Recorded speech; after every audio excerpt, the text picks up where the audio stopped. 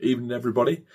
So again, unfortunately we didn't have a game last week. Meant to be a club game. Opposition pulled out. We weren't able to find anybody else, which is a bit frustrating. It's been a bit of a frustrating start to the new year, and we haven't really been able to kind of get any momentum going as a team.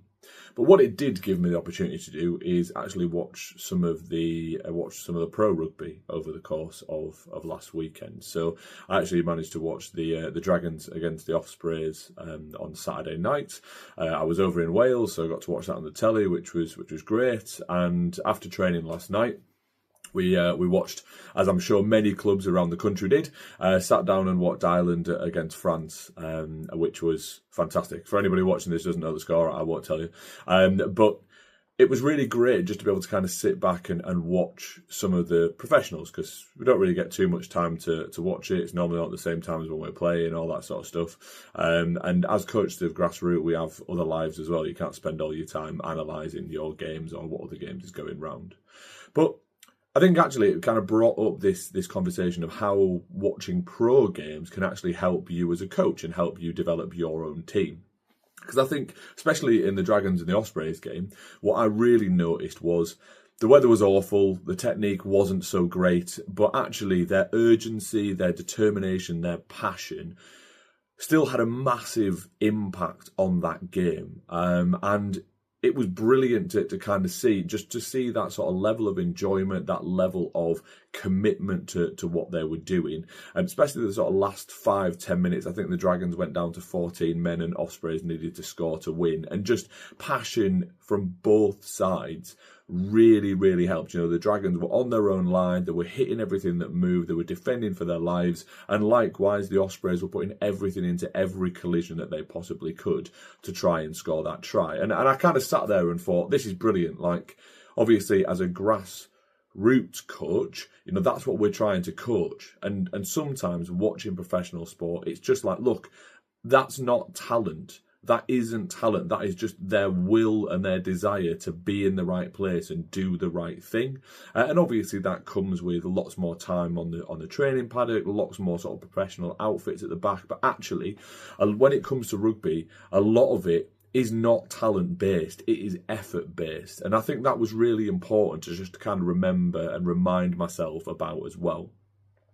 Yesterday evening, when we sat down and watched the Six Nations, which was absolutely fantastic, I think one thing that really stood out for me, Ireland run a really similar attacking shape to us. They have sort of arrowheads with an option out the back a lot of the time. And Ireland's attack, especially in the first half, just seemed really, really blunt. A lot of the conversations I was having with boys watching was, you know, it seemed really blunt, didn't have any punch behind it. They weren't making any yards, they weren't making any breaks, and they were just simply sat in the middle of the field, just moving side to side.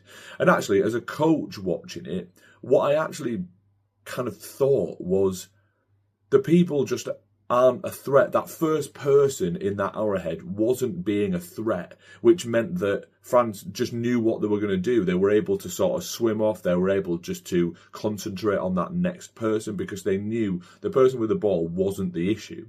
And what I always try and coach everybody is the ball is the issue, with or without the ball. If you have the ball, be the problem. If you don't have the ball is the issue. People can't score if they haven't got the ball, you know, and the main threat, whether there's a 10-man overlap or it's 1 versus 1, the ball is the threat. So the person with the ball is the issue, not absolutely everything that goes on around it. Because if you put pressure on that person carrying the ball, it might be that they drop it, they knock it on, it all goes kind of wrong, you turn it over, all those different things are kind of on the table. So I found it really interesting that France were able just to almost ignore the ball carrier. They didn't even care that he was taking the ball in because they just weren't making any yards. And when they did zero in on the ball carrier, they absolutely hammered him. And that kind of brings me on to the last point of tonight. That French defence really showed up in terms of the fact that, as far as I'm concerned, and in every sort of iteration of rugby that I've played, rugby union, rugby league, sevens, all that sort of stuff, it really comes back to this idea that defence is your bedrock. It is what you build absolutely everything on. Like, absolutely great. It's brilliant. You've got a kicking game and you've got an attacking shape and you've got a sort of a mantra to work at. But actually, your ability to be able to hit things, stand up and hit another thing, and do that as a unit and do that as a team and want to do that as a whole collective and have that mentality, that is where winning is bred. And I think for some coaches, that's really difficult. For me, ultimately, I want to pass on my passion for defence. That was always the biggest part of my game. The always bit that I love the most, that contact, that aggression side of things.